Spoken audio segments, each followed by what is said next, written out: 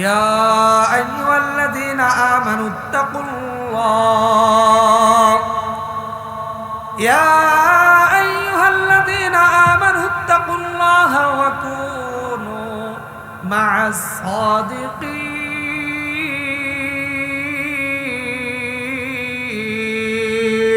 আল্লাহু আকবার। আল্লাহ রাব্বুল আলামিন বলতেছেন, ইয়া আইয়ুহাল্লাযীনা আমানুত্তাকুল্লাহ, হে ঈমানদারেরা, ইত্তাকুল্লাহ, তোমরা আমি আল্লাহকে ভয় করো, ভয় করার মতো ভয় করো। কিভাবে ভয় করতে হবে?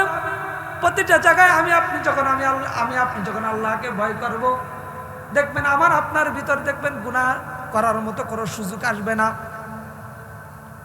কোনো অপশন আমার আপনার ভিতর থাকবে না। এজন্য এমন ভাবে মালিকরে ভয় করতে হবে, ভয় করার সঙ্গে সঙ্গে আমি আপনি যখন অপরাধ করতে যাব, অন্যায় করতে যাব, যাওয়ার সঙ্গে সঙ্গে দেখবেন আমার আপনার ভিতরে একটা বেল বাটন বেজে উঠবে, সঙ্গে সঙ্গে আমি আপনি ওই গুনাহ থেকে দূরে সরে থাকবো। বলেন না সুবহানাল্লাহ। প্রত্যেকটা জায়গায় প্রত্যেকটা অবস্থায় মানুষ আল্লাহ তাআলাকে ভয় করবে। ভয় করার সময় যদি ভয় করে, দেখবেন পৃথিবীতে আমার থেকে আপনার মুখ থেকে বড় আল্লাহওয়ালা আর কেউ হবে না। বলেন ঠিক কিনা? খালি মনে করেন কোরআন হাদিস পড়লেই বলে আল্লাহওয়ালা, কোরআন হাদিস পড়লে জান্নাতওয়ালা হলে, আলেম হাফেজ হলেই সেই জান্নাতে যাবে, আর যারা আম পাবলিক তারা জান্নাতে যাবে না। যদি আল্লাহকে আল্লাহ ভয় করার মতো করা হয়, তাহলে পৃথিবীর সবাইকে, আপনাকে আল্লাহ তাআলা জান্নাতে যাওয়ার জন্য জান্নাত তৈরি করছে, একজন হাফেজ আলেম আমার মতো হুজুরকেও জান্নাতে যাওয়ার জন্য জান্নাত তৈরি করছে। কিন্তু কাজ করতে হবে কাজের মতো। আপনি একজন কামলা নিলেন, জন নিলেন, যদি জনের মতো কাজ না করে, দিন শেষে আপনি কি বলবেন? তোমার কাজটা কি হয় নাই, ভালো হয় নাই, টাকা কম দেবে, টাকা কম দেবে, বেশি দেবে, বেশি দেবে। তো মুসলমান ভাইরা আমার, ইমানে পাওয়ার যত বেশি থাকবে, তত বেশি আমি আপনি গুনাহ থেকে দূরে থাকতে পারবো। ওমর ফারুক রাদিয়াল্লাহু তাআলা আনহু তাহাজ্জুদ নামাজের সময় এরকম রাস্তা দিয়ে হাঁটতেছিলেন।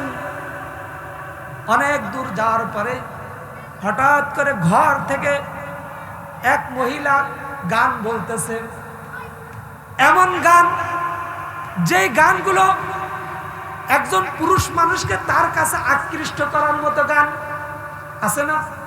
এ ধরনের গান আছে কিনা?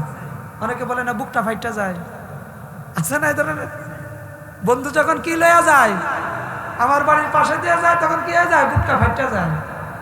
এই যে আমাদের একজন ছিল মুমতাজ আপা, কি বাজে বাজে গান গায়ে গেছে, আল্লাহ তাআলা তার হেদায়েত দেখ, যদি দুনিয়াতে পাইছে থাকে। এই সমস্ত গান গাইলে কি হয়? অন্তর মারা যায়। ওমর ফারুক রাদিয়াল্লাহু তাআলা আনহু চিন্তা করলেন, আমার রাষ্ট্রের ভিতরে, আমার রাজ্যের ভিতরে গভীর রজনীতে যেই সময় তাহাজ্জুদ নামাজ পড়ার সময়, এমন একটা সময় ঘর থেকে মহিলার কণ্ঠে গানের আওয়াজ আসতেছে, নিশ্চয় এটা তো ভালো জিনিস না। আমিরুল মুমিনিন ওমর ফারুক রাদিয়াল্লাহু তাআলা আনহু তার গেটের সামনে আসলেন। গেটের সামনে আসার পরে ঘরের দরজার সামনে গেলেন, যাওয়ার পরে ঘরে টকটকি করলেন, ডাক দিলেন, এই ঘরে কে আছো? বের হও। ঘর থেকে কোনো শব্দ আসতেছে না।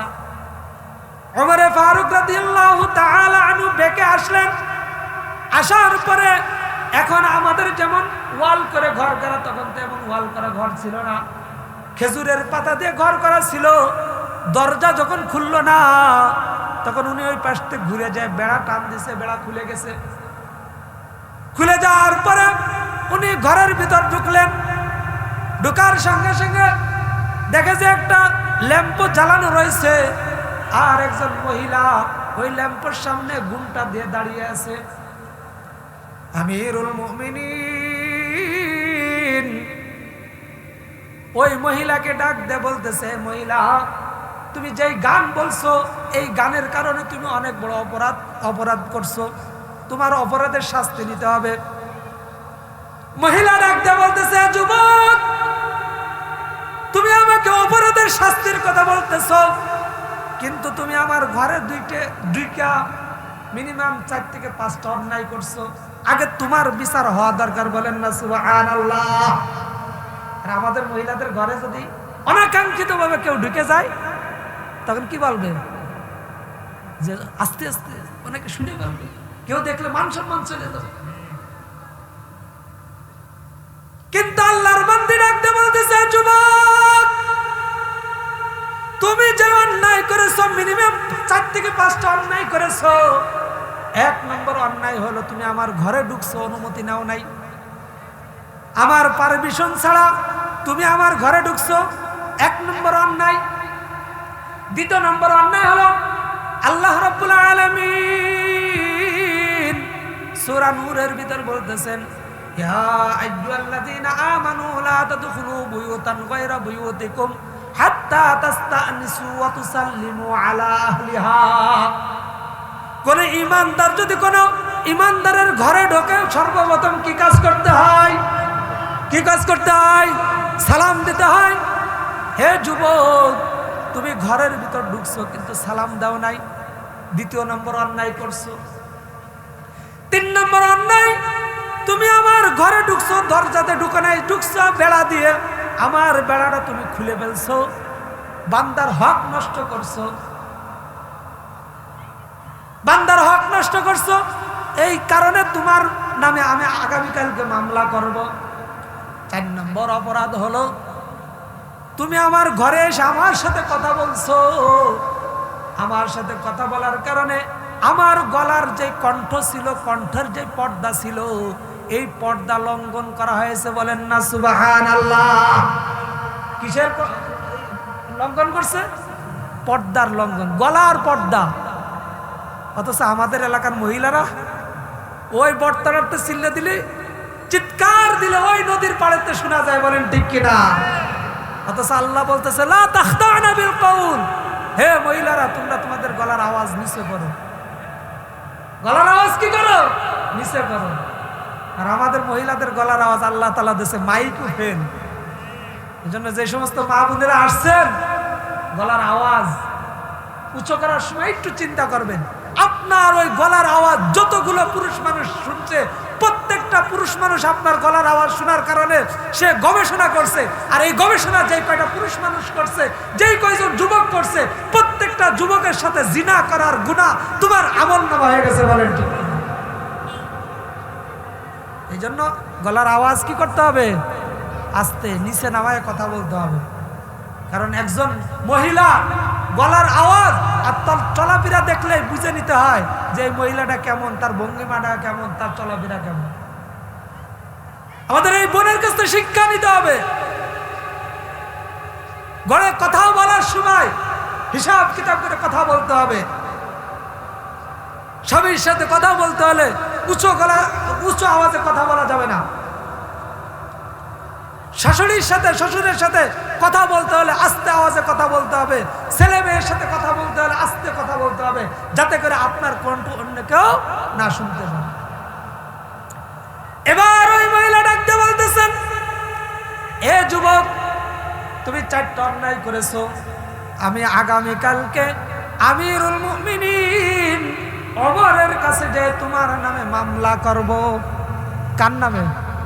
ওমরের নামে। তাদের সামনে দাঁড়ায় আছে কে? কে দাঁড়ায় আছে? ওমর রাদিয়াল্লাহু তাআলা দাঁড়ায় আছে। ওমর রাদিয়াল্লাহু তাআলা বলতেছেন, সত্যি কি তুমি ওমরের নামে মামলা করবা? তখন ওই মহিলা ডাক দিয়ে বলতেছে, অবশ্যই আমি মামলা করব।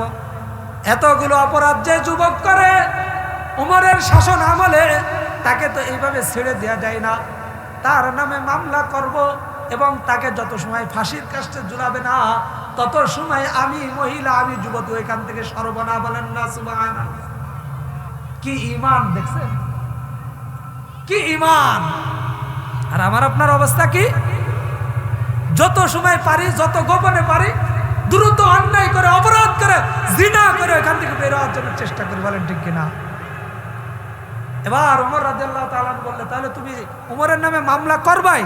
মহিলা বলতেছে, অবশ্যই করব। তা বললো যে আচ্ছা, মামলা করা যাই করো, তুমি যে গান বলতেছো এই গান কেন বললে একটু আমারে বলো, ওই কারণটা কি?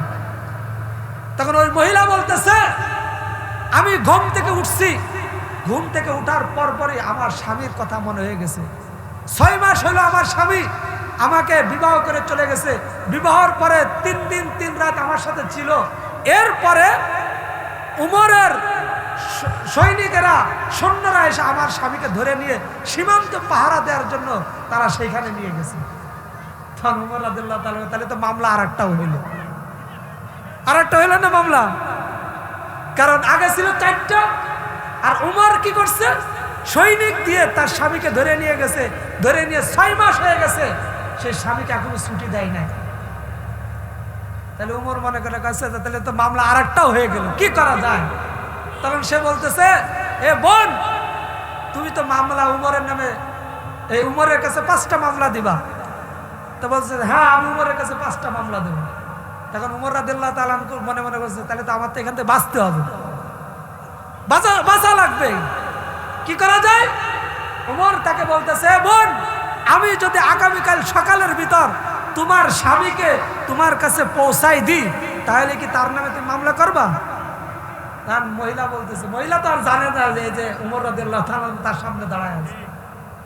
মহিলা বলতেছে, সকাল না, তোমাকে আগামীকাল সন্ধ্যা পর্যন্ত টাইম দিলাম, যদি তুমি আমার স্বামীকে আমার সামনে পৌঁছাই দিতে পারো, তাহলে তোমার নামে আমি মামলা করব না। ওমর রাদিয়াল্লাহু তাআলা চলে গেলেন। যাওয়ার পরে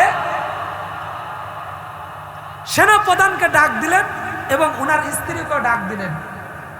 ওনার স্ত্রীর কাছে যা বলতেছে, একটা মহিলা কতদিন স্বামী ছাড়া থাকতে পারে, কতদিন স্বামী ছাড়া থাকতে পারে? তখন ওই মহিলা বলল, সর্বোচ্চ 3 মাস। কয় মাস? 3 মাস। 3 মাসের বেশি একটা মহিলা স্বামী ছাড়া থাকতে পারে না।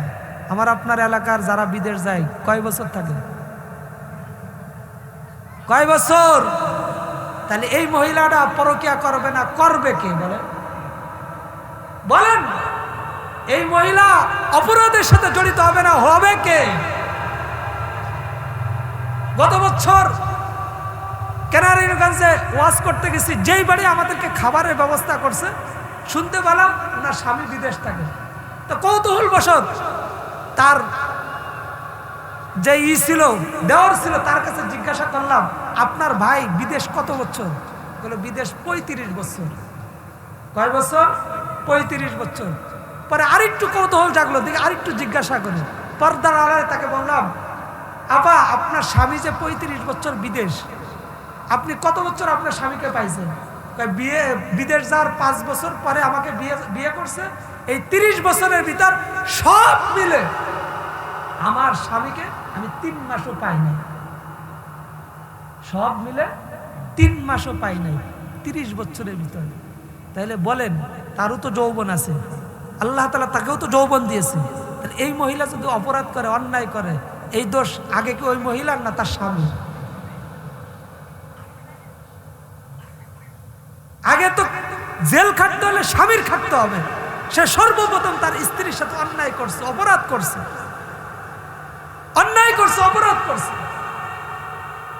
এজন্য বিদেশ যাইতে হলে হিসাব কিতাব করে যাবেন। আপনার স্ত্রীকে রেখে চলে যাবেন, আপনার মেয়ে বড় হচ্ছে তাকে রেখে চলে যাবেন, সব কিছু করে চলে যাবেন। পরবর্তীতে দোষ হবে যে আপনার স্ত্রী এই কাম করলো, আপনার বিটার বউ এই কাম করলো, আপনার বিটার বউ খারাপ করলো। এই দোষ তো আপনার বিটার বউ না, দোষ আপনার, দোষ আপনার।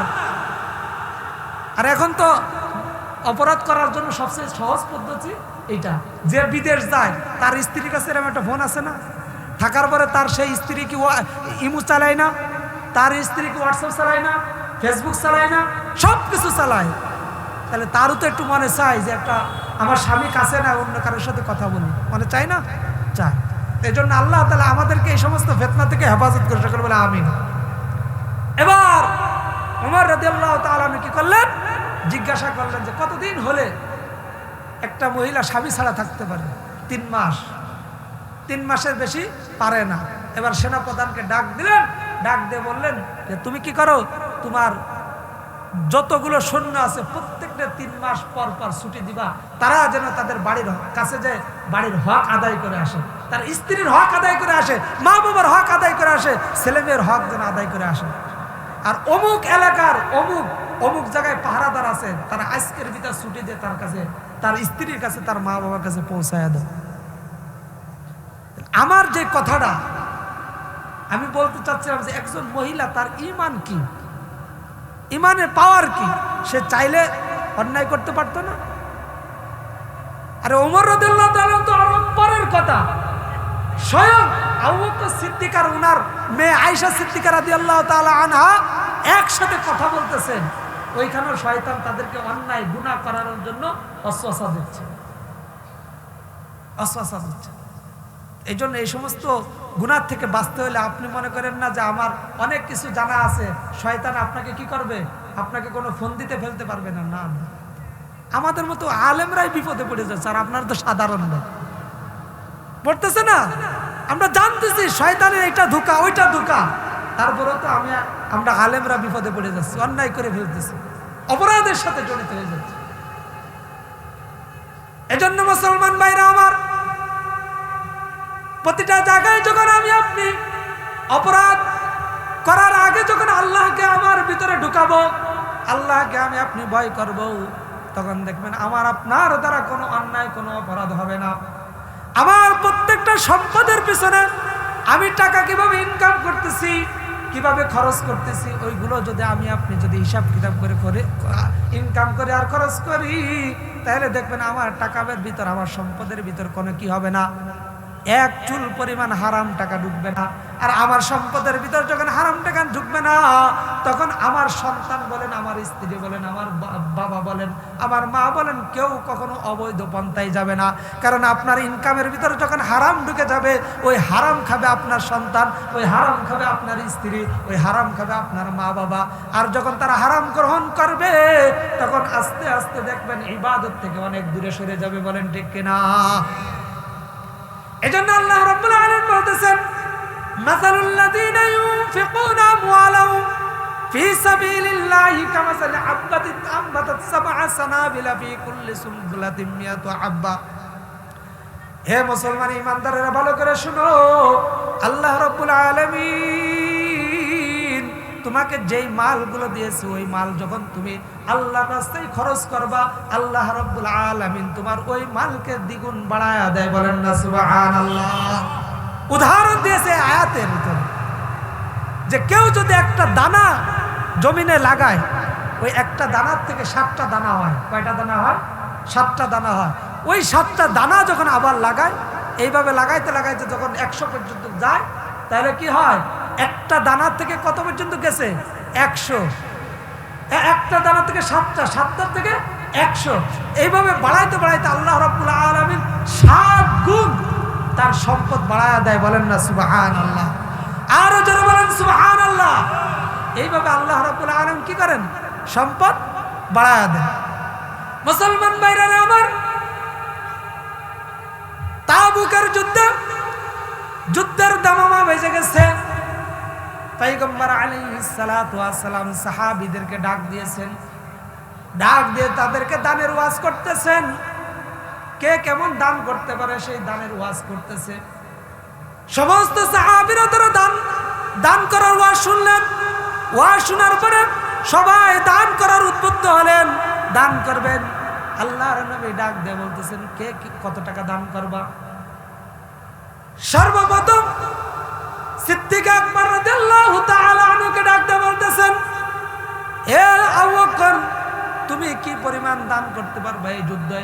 কারণ আমাদের যুদ্ধে যেতে হলে পানি কিনতে হবে, অস্ত্র কিনতে হবে, আরো অনেক খরচের প্রয়োজন আছে। আমাদের তো কিছুই খরচ নাই, সব যোগান দিতে হবে, টাকা পয়সা লাগবে, এগুলো কোথায় থেকে দিবা? একটু ভাবো, একটু চিন্তা করো। সিদ্দিক আকবর রাদিয়াল্লাহু তাআলা আনহু ডাকতে বলতেছেন, ওগো নবী, আপনি ভালো করে জানেন, হুব্বিবা ইলাইয়া মিনাদ দুনিয়া সালাস, দুনিয়াতে আমার 3টা জিনিস সবচাইতে বেশি পছন্দ। কয়টা জিনিস? আরো জোরে বলেন, কয়টা জিনিস? 1 নম্বর হলো আন-নাযরু ইলা ওয়াজহি রাসূলুল্লাহ সাল্লাল্লাহু আলাইহি ওয়াসাল্লাম। এক নম্বর হলো পয়গম্বর আলাইহিস সালাতু ওয়াস সালামের চেহারার দিকে সর্বক্ষণিক তাকাই থাকা আমার সবচেয়ে বেশি পছন্দ, বলেন না সুবহানাল্লাহ। গারে সূরা পয়গম্বর আলাইহিস সালাতু ওয়াস সালাম হযরত আবু বকর সিদ্দিক রাদিয়াল্লাহু তাআলা আনহুর রানের উপর মাথা দিয়ে ঘুমাচ্ছিলেন। সারাদিন চলতে চলতে ক্লান্ত হয়ে গেছে। ক্লান্ত হওয়ার পরে যখন মাথাটা দিয়ে ঘুমাচ্ছিলেন, সিদ্দিক আকবর চতুর্দিকে তাকায়া দেখে পাহাড়ের বিভিন্ন জায়গায় গর্ত হয়ে রয়েছে। সিদ্দিক আকবর চিন্তা করলেন, এই গর্ত থেকে যদি কোনো বিষাক্ত কোনো কিছু বের হয়ে যদি আমার নবীকে বা আমাকে কামড় দেয়, তাহলে আমার নবীর ঘুম ভেঙে যাবে, আমার নবীর ঘুম ভেঙে যাবে। এজন্য প্রত্যেকটা ছিদ্র বন্ধ করে দিলেন। গর্ত বন্ধ করে দেওয়ার পরে একটা গর্ত রয়েছে, সেই গর্তটা বন্ধ করতে পারেন নাই। সেই গর্তটা উনি বন্ধ করেছেন উনার যে পায়ের গোড়ালি আছে, ওই গোড়ালিটা দিয়ে ওই গর্তটা বন্ধ করছেন। বন্ধ করার পরে পয়গম্বর আলাইহিস সালাতু ওয়াস সালাম ওনার রানের উপর ঘুমাচ্ছে। ওই গর্তের ভিতর ছিল একটা সাপ। সাপ খবর পেয়েছে আখিরি জামানার নবী মুহাম্মদ আরবি সাল্লাল্লাহু আলাইহি ওয়াসাল্লাম দুনিয়াতে আসছে এবং কোন একটা সময় এই গারে সুরে আসবে, এই জন্য সে অপেক্ষা করতেছে পয়গম্বর আলাইহিস সালাতু ওয়াস সালামকে দেখার জন্য, বলেন না সুবহানাল্লাহ। কে? একটা সাপ। একটা সাপ আল্লাহর নবীকে দেখার জন্য অপেক্ষা করতেছে। তো সাপ যখন বুঝতে পারল নবী এই গারে সুরে আসছে, সে ওই গর্ত থেকে বের হইতে আসবে। যখন গর্তের কাছাকাছি আসছে, এসে দেখে গর্তের মুখটা বন্ধ করা। মনটা খারাপ হয়ে গেল, নিজেকে ধরে রাখতে পারতেছে না। সে করলো কি, ওই আবু বকর সিদ্দিক রাদিয়াল্লাহু তাআলা আনহুর পায়ে কি করলেন, সবল মেরে দিলেন। যখনই সবল মারলেন, মারার সঙ্গে সঙ্গে উনার শরীরটা বিষাক্ত হয়ে গেল। বিষাক্ত হয়ে যাওয়ার পরে পয়গম্বর আছেন, ঘুমায় থাকার কারণে উনি পয়গম্বর আলাইহিস সালাতু ওয়াস সালামকে ডাকলেন না। কেন? কারণ আল্লাহর নবী ঘুমায় আছেন, আরামের ঘুম উনি ভাঙতে চান নাই, বলেন না সুবহানাল্লাহ। আর যারা বলেন সুবহানাল্লাহ। এক পর্যায়ে যখন উনার পুরো শরীরটা বিষাক্ত হয়ে গেল, শরীর যখন ব্যথা হয়ে গেল, ব্যথা হয়ে যাওয়ার কারণে উনি আর সহ্য করতে পারলেন না। চোখ দিয়া পানি পড়া শুরু করে দিল। পানি পড়তে পড়তে পানিটা চোখ থেকে বের হয়ে গাল বেয়ে যখন পয়গম্বর আলাইহিস সালাতু ওয়াস সালামের চেহারার উপর পড়ল, আল্লাহর নবীর ঘুম ভেঙে গেলেন। ঘুম ভেঙে যাওয়ার কারণে নবী আমার আবু বকরের দিকে তাকায়া দেখে আবু বকরের চোখ দিয়ে পানি ঝরতেছে। পয়গম্বর আলাইহিস সালাতু ওয়াস সালাম ডাক দিয়ে বললেন, ও আমার সাহাবী, তোমার চোখে পানি কেন? তুমি কেন কাঁদতেছো? আবু বকর সিদ্দিক রাদিয়াল্লাহু তাআলা ডাক দিয়ে বলতেছেন, ওগো নবী,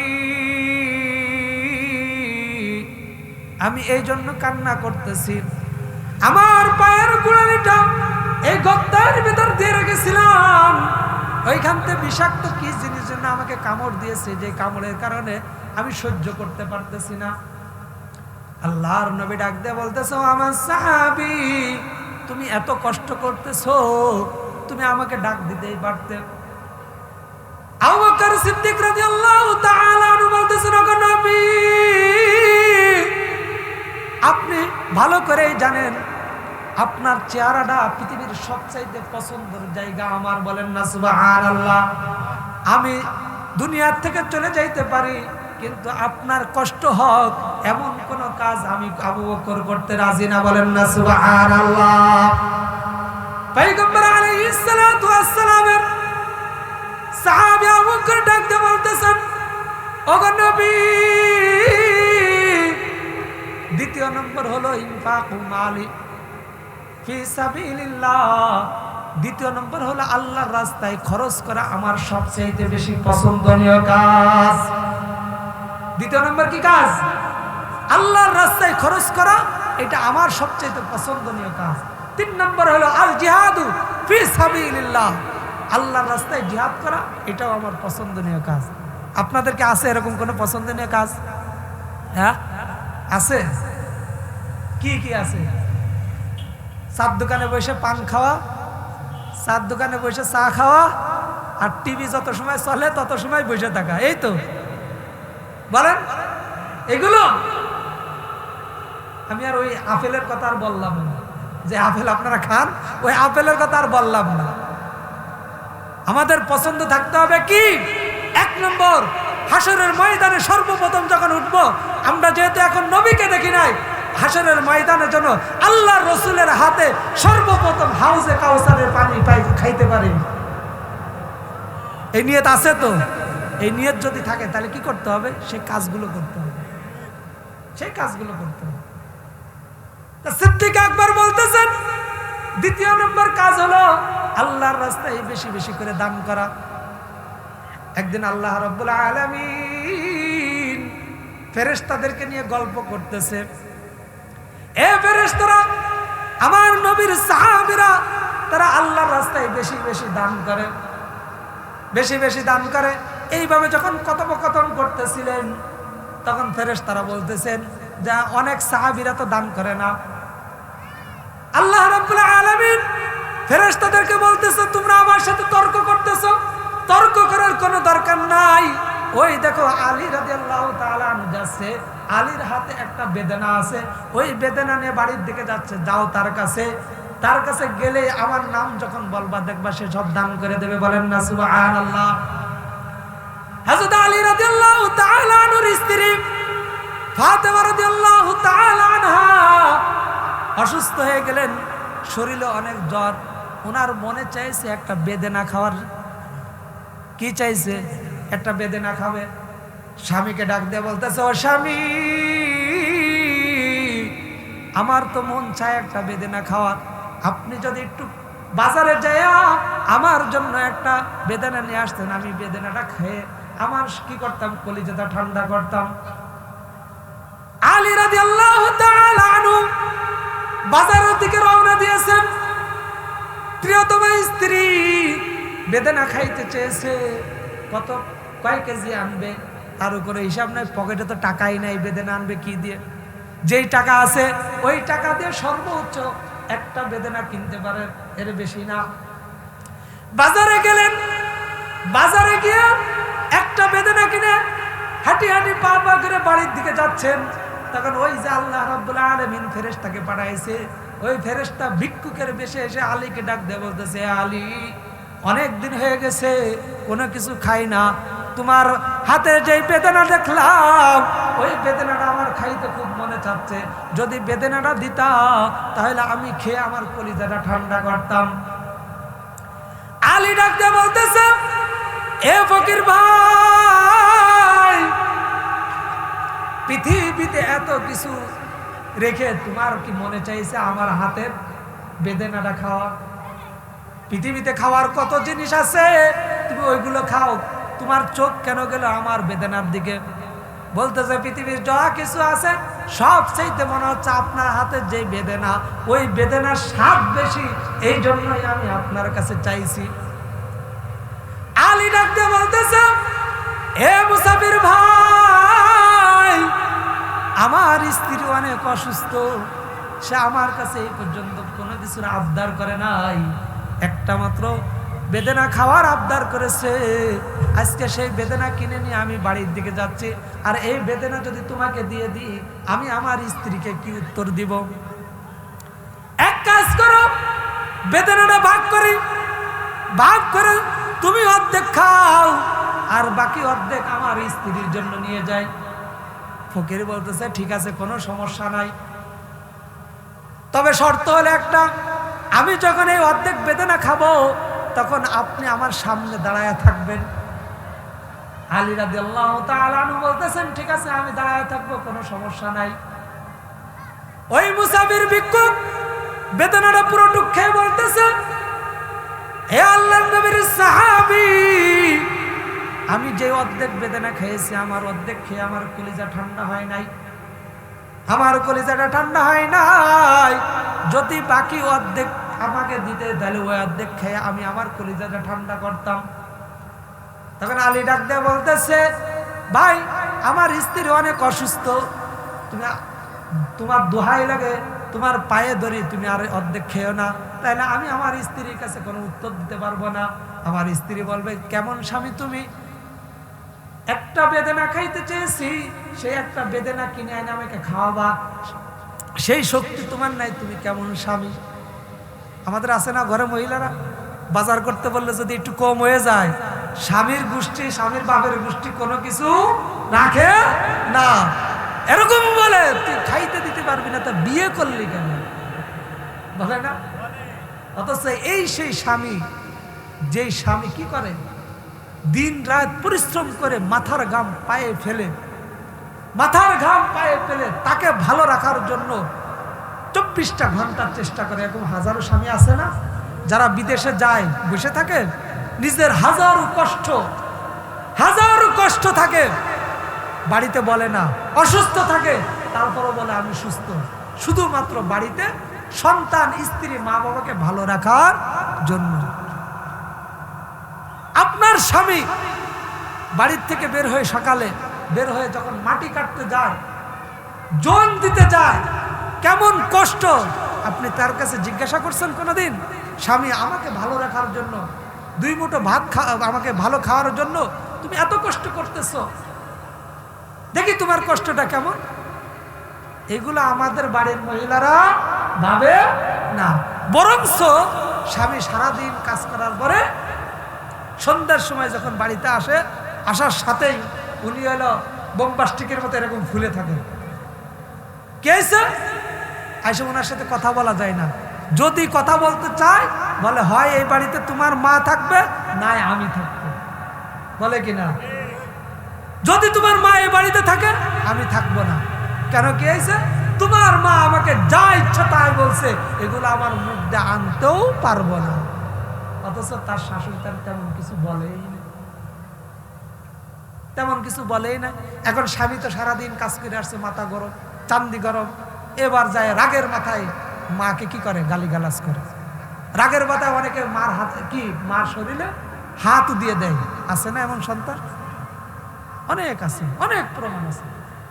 এজন্য আপনার স্বামী কি কষ্ট করতেছে, আপনি তো ফ্যানের তলে বসে থাকেন 24 ঘন্টা, শুধুমাত্র একটু রান্না করেন, বলবেন রান্নাকে এত সহজ কাজ না। আপনি রান্না করেন আর আপনারে পরে কি এক ঝুড়ি মাটি আপনার মাথায় উঠে দিই, দেখি এরকম টানতে পারে, আরো সহজ হয়ে গেছে বলে। রাইস কুকার রয়েছে, প্রেসার কুকার রয়েছে, রান্নায় তো কোনো কষ্টই না, আগুনের কাছেই যাওয়া লাগে না। তো এবার আলী রাদিয়াল্লাহু তাআলা চিন্তা করতেছে, ভাই আমি যদি একটা বেদনা নিয়ে না যাইতে পারি, আমি আমার স্ত্রীর সামনে মুখ দেখাইতে পারবো না। তখন ওই ফকির ডাক দিয়ে বলতেছে, আল্লাহর ওয়াস্তে আপনার কাছে কি চাই, ওই বাকি বেদনাটুক চাই। তখন আলী বলতেছে, তুমি আমার আল্লাহর নাম বলছো, যাও নিয়ে যাও, যাও তোমাকে দিয়ে দিলাম, বলেন না সুবহানাল্লাহ, আরো জোরে বলেন সুবহানাল্লাহ। আলী রাদিয়াল্লাহু তাআলা আনহু তাকে বেদনা দিয়া বাড়ির থেকে রওনা করছে, আর চিন্তা করতেছে স্ত্রীকে কি বলবে, কোন ভাষায় স্ত্রীকে বুঝাবে, বুঝানোর কোনো ভাষা খুঁজে পাচ্ছে না। আস্তে আস্তে যখন ঘরের কাছে আসলো, স্ত্রীর সাথে এমন কথা বলতেছে যাতে করে স্ত্রী আমাকে যে বাজারে পাঠাইছে ওইটা যেন দ্বিতীয়বার না উঠায়, বুঝলেন না কথা, এমন ভাবে কথা বলতেছে, আমার যে বাজারে পাঠাইছে, বেদনা আনতে পাঠাইছে, যেন এই বেদনার কথা দ্বিতীয়বার না বলে। আস্তে আস্তে ঘেসে কি করতেছে, ঘরে যাচ্ছে, ঘরে যে খাটের উপর বসছে, এই কথা সেই কথা, নানান কথা বলে, কিন্তু বেদনার কথা বলে না, কারণ বেদনার কথা বললেই তো ধরা খেয়ে যাবে। নানান কথা বলতেছে, কথার ফাঁক দিয়ে ফাতেমা ডাক দিয়ে বলতেছে, এ স্বামী, আমি যেরকম অসুস্থ হয়েছিলাম, এখন আমি পরিপূর্ণ সুস্থ হয়ে গেছি, বলেন না সুবহানাল্লাহ। এইভাবে যখন স্বামী স্ত্রী কথা বলতেছিল, হঠাৎ করে সালমান ফার্সি ঘরের দরজায় এসে ডাক দিয়েছে, আলী কোথায় আছো, দরজাটা খুলো। আলী রাদিয়াল্লাহু তাআলা আনহু বলতেছেন, অসময়ে সালমান ফারসি আমার বাড়িতে কেন আসলো বুঝতে পারলাম না। উনি দরজার কাছে আসলেন, আসার পরে সালমান ফারসিকে বলতেছে, ভাই আপনি কেন এই মুহূর্তে আসছেন, কি দরকারে, আর আপনার মাথায় ওইটা কি? সালমান ফারসি রাদিয়াল্লাহু তাআলা আনহু বলতেছেন, হে আলী, কিছুক্ষণ আগে এক বাগানের মালিক সে 10টা বেদেনা আইনে আমাদের কাছে, 10টার কথা বলে না, কাছে কিছু বেদেনা আইনে আমার কাছে দিয়ে গেছে। রসুলের সামনে রসুল বলছে এটা তোমার বাড়িতে পৌঁছাই দিতে, আমি তোমার বাড়িতে নিয়ে আসলাম। আলী ডাকতে বলতেছে, যদি আল্লাহ রসুল সত্যি আমার কাছে পাঠায় তাহলে আমার একটা হিসাব কিতাব আছে আমার আল্লাহর সাথে। বলেন না সুবহানাল্লাহ। আমার আল্লাহর সাথে একটা হিসাব কিতাব আছে। সালমান ফারসি তো আর বুঝতে পারে নাই কিসের হিসাব কিতাব। উনি ঝুড়িটা নামাইলেন, নামানোর পরে ঝুড়িতে কয়টা বেদনা আছে ওইটা গুনতেছে, 1 2 3 4 5 6 7 8 9 পর্যন্ত যখন গেল দেখেছে 10 আর হয় না। তখন আলী ডাক দেয়া বলতেছে, এই বেদনাগুলো আমার জন্য না। বলেন না সুবহানাল্লাহ। সালমান ফারসি বলতেছে, কেন? নবী তো আমাকে বলছে তোমার কাছে দেওয়ার জন্য, আমি তো তোমার কাছে নিয়ে আসছি, তাহলে এগুলো তোমার হবে না, তাহলে কার হবে? তখন আলী ডাক দেয়া বলতেছে, আমার আল্লাহ বলতেছে, কোন ব্যক্তি যদি যদি কোনো ব্যক্তি একটা দান করে আমি আল্লাহ রাব্বুল আলামিন তাকে 1-এ 10 দিই। বলেন না সুবহানাল্লাহ। 1-এ কত? 1-এ কত? 10। মনে আছে তো? হ্যাঁ, ভালো করে মনে আছে তো? বুঝছেন কিন্তু, বুঝতেছেন তো? এবার আলী রাদিয়াল্লাহু তাআলা আনহু বললেন, এই বেদনাগুলো আমার জন্য না, কারণ আমি আল্লাহর রাস্তায় একটা বেদনা দিছি, আল্লাহর ওয়াদা অনুযায়ী আমি 10টা বেদনা পাবো, আমি 9টা পাইছি, সুতরাং এগুলো আমার না, নিয়ে যাও। তখন সালমান ফারসি ডাক দেয়া বলতেছে, তাহলে থেকে তুমি আমাকে চোর বানাচ্ছ, আল্লাহ 10টা দিয়েছে মানে আমি একটা চুরি করে খেয়ে ফেলছি। আলী রাদিয়াল্লাহু বলতেছেন, আপনি চুরি করছেন কিনা জানি না, তবে আল্লাহ যেই কথা বলছে 1-এ 10 আমি ওইটাই বিশ্বাস করি। বলেন সুবহানাল্লাহ। এর বাইরে আমি চাইতে পারি না। তখন সালমান ফারসি বলতেছেন, হে আলী, আমি তোমার ঈমান পরীক্ষা করার জন্য একটা বেদনা আমি সেরে রাখছি, যে আলীর ঈমানের তবকা কত বড় হয়েছে, কতটুকু উপরে উঠছে, এইটা পরীক্ষা করার জন্য আমি একটা বেদনা সরাই রাখছি। এই নাও তোমার আগের 9 আর এই একটা নাও 10। এই 10টা আল্লাহ রাব্বুল আলামিন, তুমি 1 টাকা দান করছো, একটা বেদনা দান করছো, এই জন্য আল্লাহ রাব্বুল আলামিন তোমাকে 10টাই দিয়েছে। বলেন না সুবহানাল্লাহ।